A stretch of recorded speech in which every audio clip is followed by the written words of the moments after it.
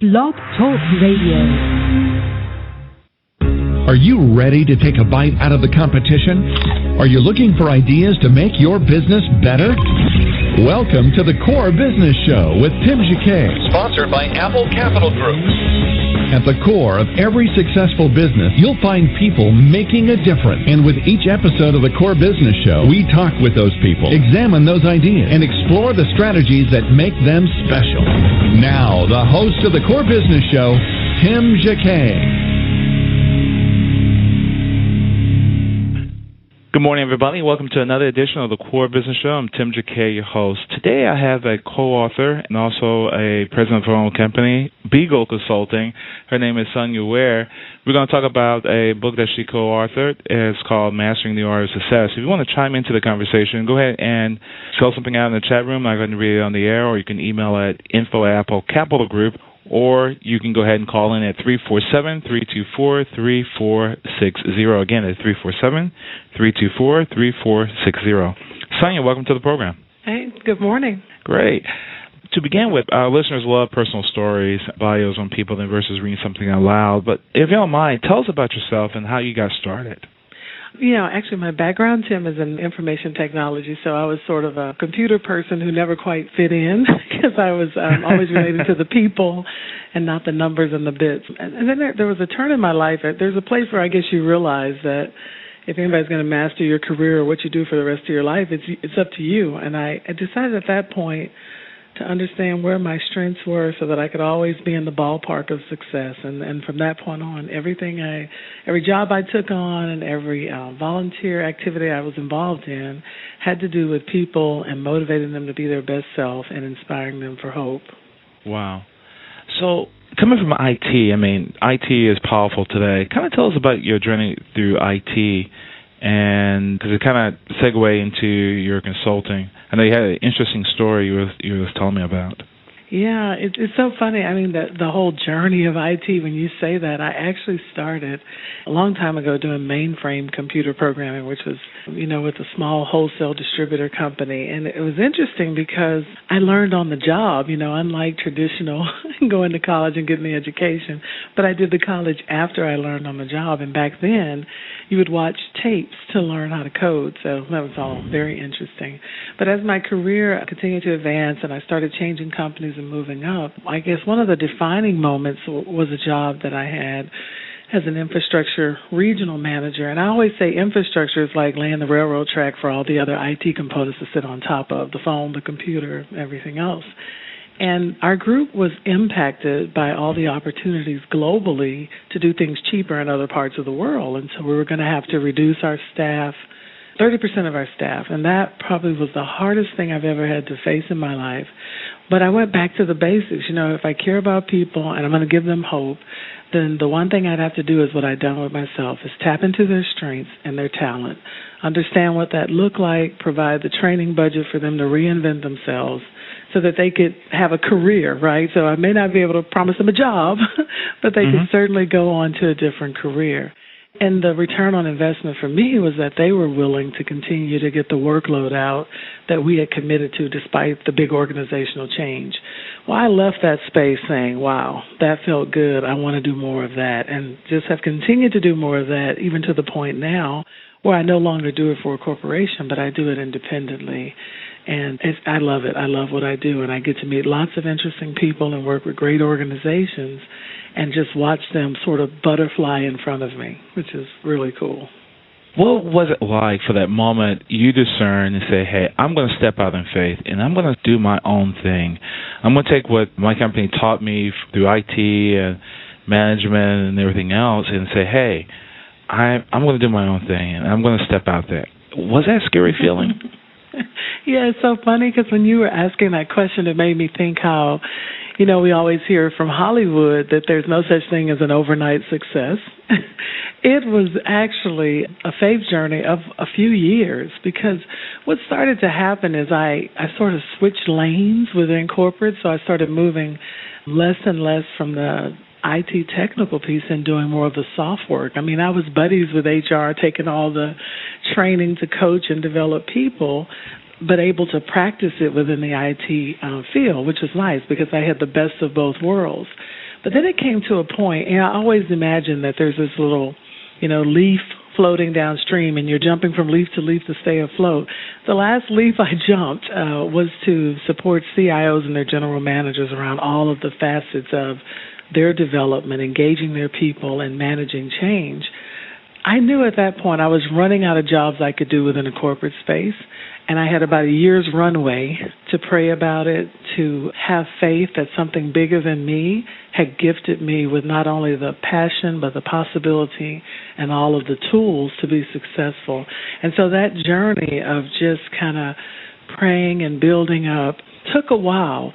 But I'll tell you, like the movie that was out recently, I love this when the guy says, sometimes in 20 seconds you can have some insane courage to do something that you never would have thought possible. So you make that decision, and then there's no turning back. So you don't ever turn back. You just move full steam ahead. Well, the deal is your faith is at a whole nother level. And it's really hard once you've expanded to a new space to even, shrink back to the other space. And that's the beauty of stepping outside your comfort zone. And you'll never know what's out there until you step out.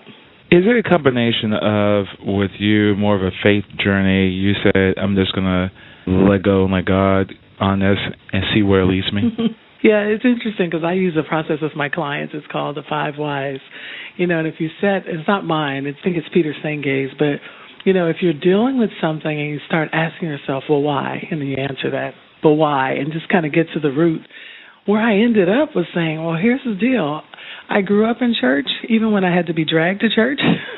We were there for days and through the week, and it was just craziness. But so here I am, serving and worshiping a God and claiming I have faith in all the songs we render and the scriptures we read and the prayers we pray.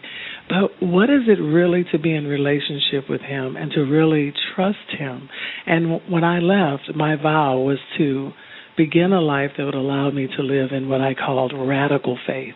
And radical faith doesn't make sense to you sometimes, and maybe even the people around you, but it frees you to live a life that just kind of goes from day to day, trusting Him for daily bread and everything else that it'll take to be successful and realize the true calling on your life. Wow. We're going to take a break for a moment and be back in a moment with Sonya Ware and talking about the mastering the art of success. Be back in a moment. You're listening to the Core Business Show, sponsored by Apple Capital Group. Apple Capital Group in Jacksonville, Florida, is a commercial lender that specializes in asset-based loans, equipment leasing and financing, invoice financing, commercial real estate loans, and asset-based financing in the U.S. and Canada. Apple Capital Group is a direct lender that lends on their private equity investment portfolio. 90% of most loans are decided within 2 hours, and vendor funding within 24 hours after documents are completed, with a one-page application. No slow no's, just a quick decision and a fast yes. To get more information about lending from Apple Capital Group, call 866-611-7457. That's 866-611-7457 to speak with one of our loan specialists. Or visit us right now at applecapitalgroup.com. Welcome back to the Core. Once again, here's Tim Jacquet. Well, we're back with Sonya Ware. We're talking about the Mastering the Art of Success. Tell us about the Mastering the Art of Success, what this book is really about. Well, it's and Tim, I can't. You'll learn that I'm authentic and I'm witty, and so I can't go any further without telling you it's Sonya Ware, W-A-R-E, and I'm from Houston, the home of the famous rapper Mike Jones, and I don't even know him, but I just know his grandmother told him, let him know your name. So the whole song, he's going, Mike Jones. Well, I'm going to tell you, Sonya Ware. Okay, so they're on here. Okay, give me 1 second. I see the difference. So I'm going to make the difference. And then, thank you. I appreciate that. No problem.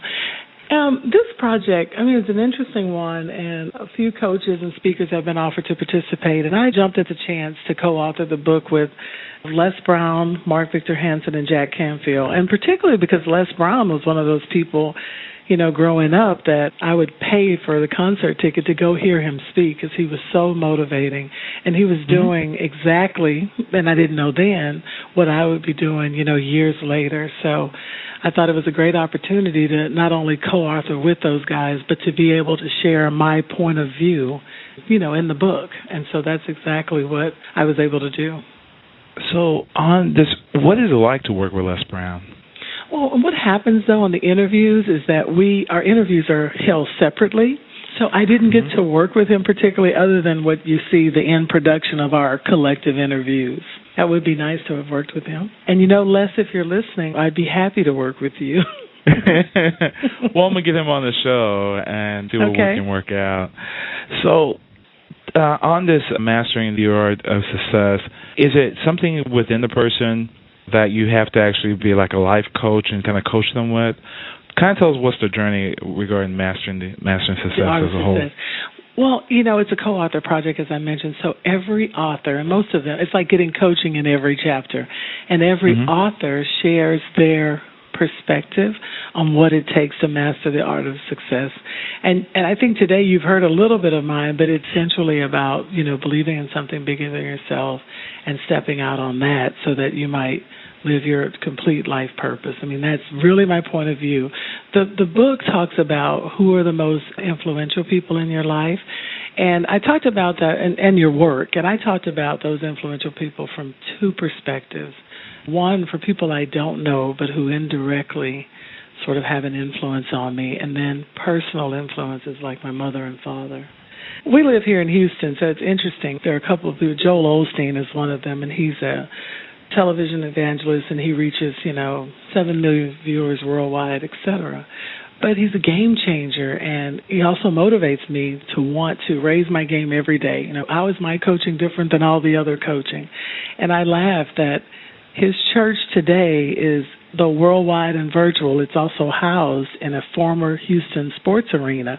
And millions of Houstonians, past that 59 freeway, saw that, kind of shut down sports complex, but only one had a vision, for a mega church. That, in my mind, is a game changer, and he motivates me to want to, bring my best game, if you will. Okay. We're talking about inspiration, looking at Joel Osteen and just the rise of him within a short period of time. Is there a magic, or there's an inspiration, or there is a gift in the person that make them all of a sudden rise, who, in the sense, you never suspect who they will be today? Right, you never recognize. Yeah, because I mentioned Joel, and I also mentioned in the book a little bit about Jay-Z, who's another one of those guys that just did some phenomenal things. I think, again, it's when you say if it's magic or if they rise, I think it's rising.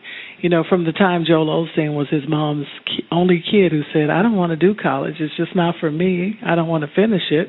He was always the one who kind of went off the beaten track and the one they worried about the most. But he was the one who continued to follow his heart and to pursue those things that kept him interested and focused and alive. The same thing with, if you look at Steve Jobs, it's the same thing. It's the people who follow their passion, even if it seems, irrational.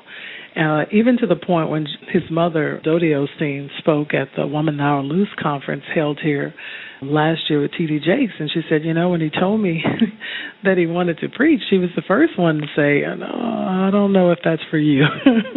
And, she had to admit she made a mistake. And people cannot estimate the potential that God has for your life. And if you're willing to get out of your own way and just follow your heart, follow your passion, those things that you're interested in, I think that magic, that what looks like overnight success happens.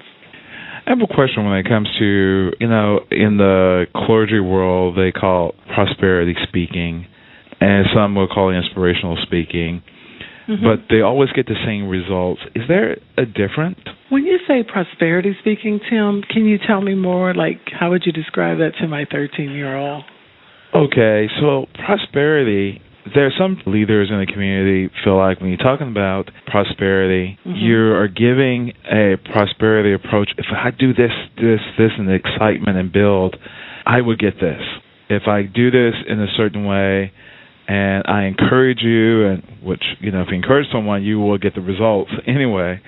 But some people believe by preaching that you will win the rewards of heaven or riches, that's a wrong way to teach a person. If that's making sense?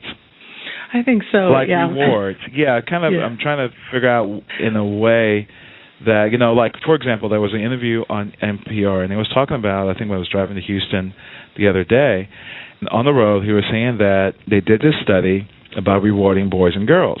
Girls, pretty much, when you measure them, they try to give their best all the time, and you can't get much more because they always try to do the right thing and do their best. However, boys got to be rewarded.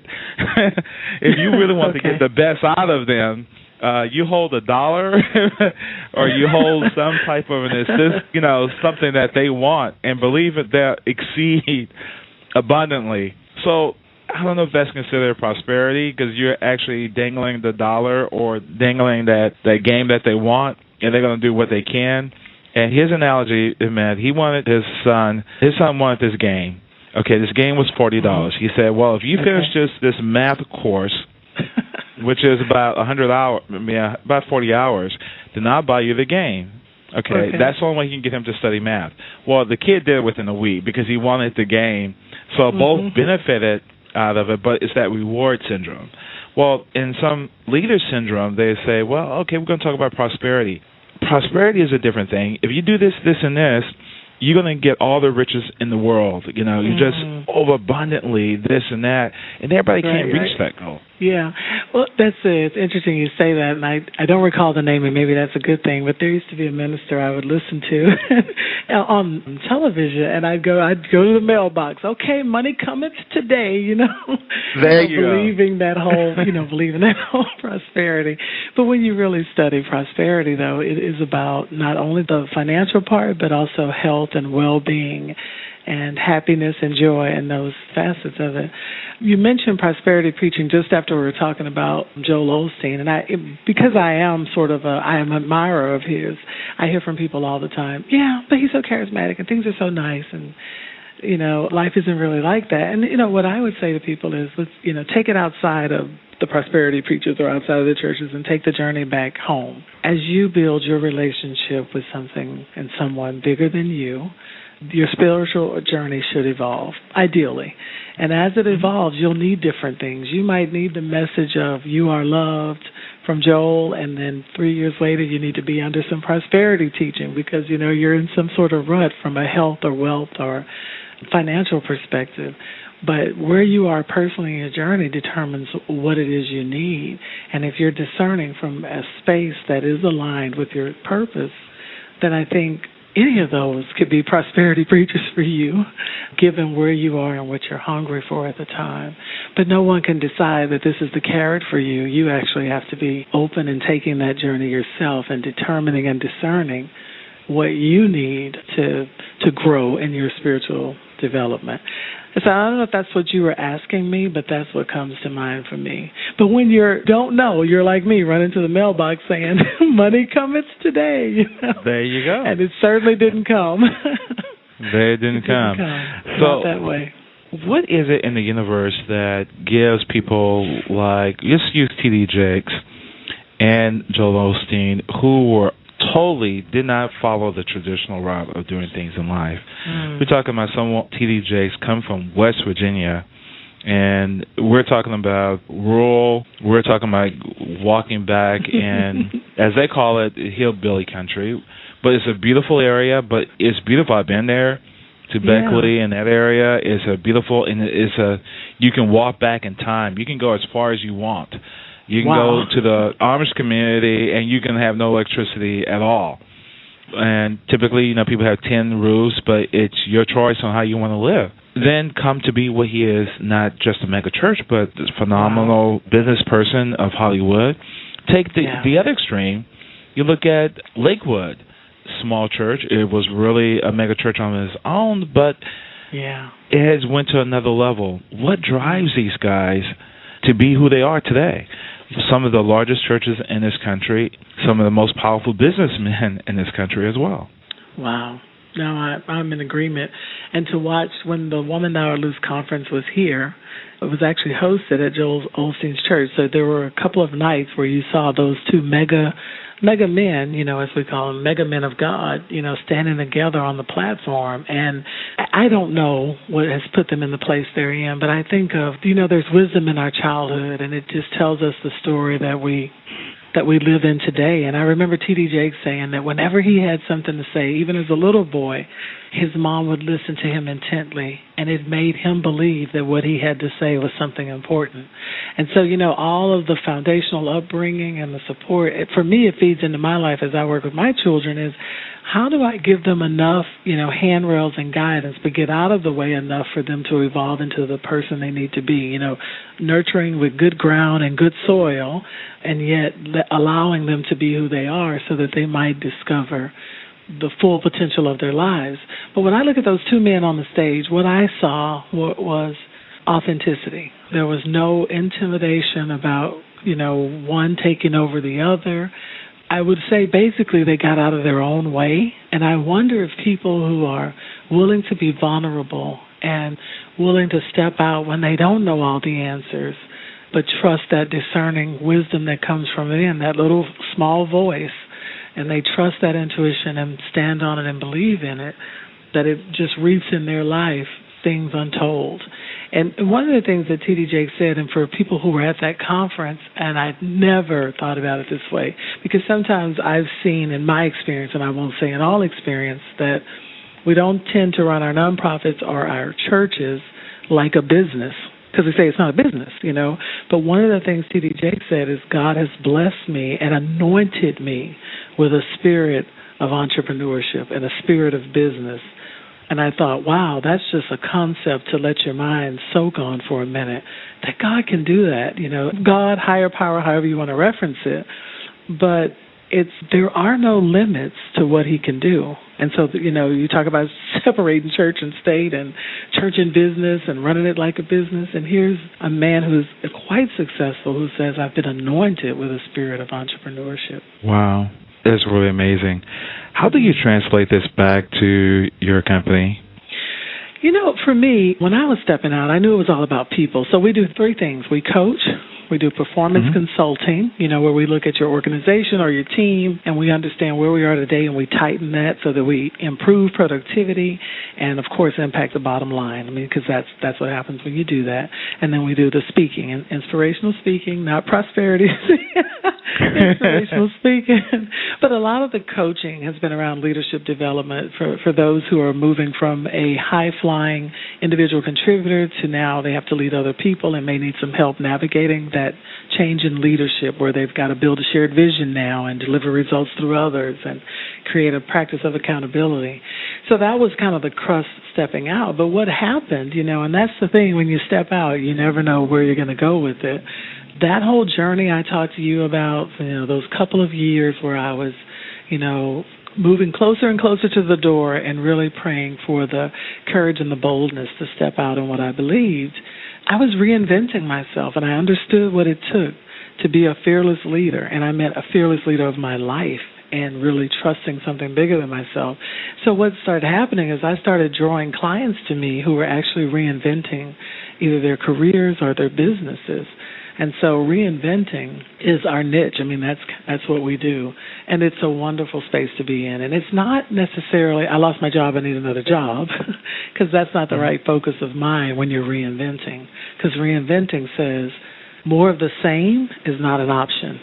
And I really want to wake up and know that every day that passes, I'm living my best life, and I'm making a difference in this place. And it won't be the same, after I've been here. How do you tell your client that you're consulting how to get out of their own way? Because you see a lot of clients or customers will just step on themselves and say, you're your worst enemy. Right. And you keep stepping in yourself. And you just mentioned, talking about those two leaders understand to let go and be authentic, and they humble themselves and they don't step on themselves. So how in the world can you tell someone that you're going to have an ego, or you're going to have some type of something that's going to propel you to be out there, but how not to step on yourself as you do this? It's interesting because I think what you're on to is that we are constantly learning, and if you're learning and then applying that new learning and changing behaviors, is going to take time. Because if I've done it, 10 years one way, I've got 400,000 times where I've done it one way. And now I've got one time I've done it a different way. And then I might revert and go backwards, and I'll do 2 times another way. But I've got a long way to go to sort of erase all of those patterns that are habitual for me. So when I see, T.D. Jakes and Joel Osteen on the stage, in 2011, I don't see the years and years of them practicing and failing and starting again to learn to get out of their own way. But it's a journey. And I have 2 boys, and one of them, we were so grateful that we were able to send him to Spain with his Spanish class. When your kids are not in your presence and then you haven't seen them for a few days and they come back, you go, I didn't realize how tall he is or how much he's grown. And sometimes when we're so close to our own journey, we don't see that we're evolving. But we're actually, if we're open to learning and changing, we're actually evolving the whole trip. And what I like to think is if I say, hey, just help me get out of my own way, I'm not going to get a FedEx package with a box of, let me help you get out of your own way, but I'm going to get these experiences and opportunities to get out of my own way. And the more I practice those new skills, then the more I become the person who's getting out of their own way. But it is the journey over time. Wow. Do you use any Rick Warren method, purpose-driven church, purpose-driven life in your consulting? There's some concepts that Rick Warren uses that I absolutely love. So when you said that, I was like all beaming because this is my stuff. Rick, I had a conversation with a guy, Kevin Loader. He's a retired NBA player, and we've been having some conversation about exit strategies, if you will, for athletes. But one of the things that Rick Warren talks about that I am just absolutely crazy about is that he uses kind of like Moses and the staff as an example to say that for every one of us, God has put something in our hand. And for Moses, what he put in his hand was a staff, right? But whatever he's put in your hand it's your identity. It's who you are. So if I use the example of a basketball player, he put a basketball in his hand, and it's his identity. And even when he's retired from the NBA and, it's the end of his life, he's still referred to as a basketball player. It's his identity. The second thing he says is the thing that he's put in your hand is also your influence. It's the thing that's going to open some doors for you and allow you to be able to influence, and hopefully influence in a very positive way. And the third thing is it'll be your income. And so each and every one, God has put something in our hands, and it is our identity, it is our influence, and it is our income. But we have to trust that it'll take care of it. It's really clear to see how a basketball does that. We talk about some of these mega contracts. You go, I get that. It's harder to see it when your gift may not be one that is well known or well exposed. And you got to have a lot of faith to say, well, I'm going to walk away from corporate and go do this people thing. And everybody's going, oh my gosh, she's cuckoo now. But you've got to believe and you've got to trust that what you have in your hand is going to do those 3 things for you. And in every opportunity that comes your way, even like the opportunity to speak with you, which I'm very grateful to have, it's so what am I supposed to be doing with this so that it's influencing and that it creates income and that it becomes, a duplicate of my identity. What am I supposed to be doing with this opportunity of exposure? Wow. It's kind of ironic that you mentioned, I think a couple of days ago. Was it a couple of days ago? Yeah, it was yesterday. Well, a couple of days ago. It was a couple of days ago. Losing track when you had to get on the airplane and fly back. But our paths, I know, crossed, I think, close to your wedding, I think in 1994. And all of a sudden, now, almost 20 years later, that now we're speaking again. So it's kind of ironic. But do you think everyone is really, with social media, is really all connected in one sense? You said everyone is social media? Yeah, because social media is the medium, but it's that rule that everybody is connected by something. I think it's the rules of connection. Yeah, the law of 6 degrees or what. Yeah. Okay. I actually think as human beings we're all connected. We really are. We're all connected. And when we realize that, then life just opens up for us. But sometimes we see ourselves as separate, distinct. We have judgments and filters about who's better or who's less. But we're all connected. I really believe that we're all connected and we're all related. And I did some really powerful training, it's been in the early 2000s with Julio Alala, and I studied under him for about a year and a half. And basically their coaching is different in that it looks at who we are as humans and it looks at our soul. And I remember this lady who did all this bungee jumping and all these things to find her purpose, and she just stood in the front of the room. You know, you got 70-odd people, and she's in tears because with all of that, she was still living a very unfulfilled life. And she tried on all these, you know, things that you never think of doing, climbing the Alps and jumping off this, da-da-da. And he asked her to come. I was on the front row, and he asked her to come to me, and we stood eye to eye.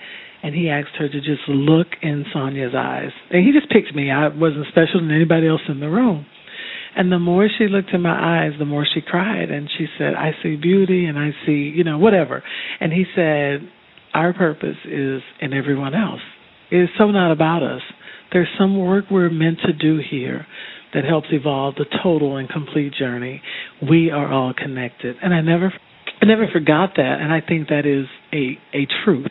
I think that is a truth that we could live by. Now, social media, Facebook and LinkedIn and all those things create another medium or opportunity to understand further our connection to others.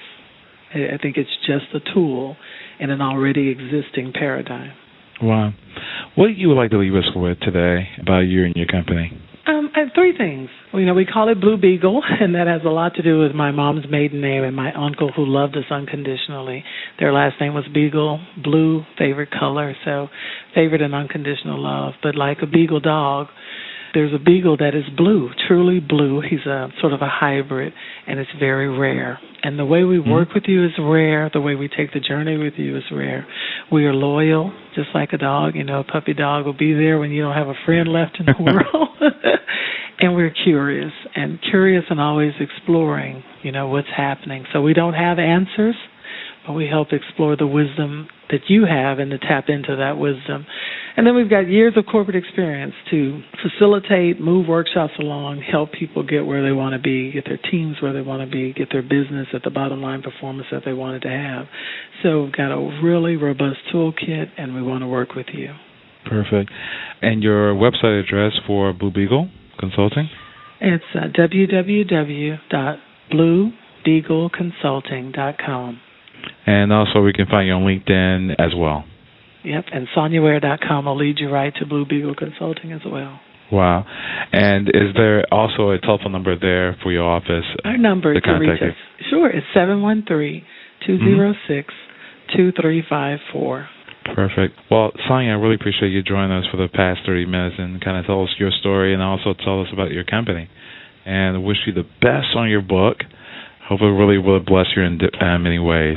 Thank you so much. Thank you. Thank you, Tim. I appreciate the opportunity. Bye-bye. Bye-bye. Take care.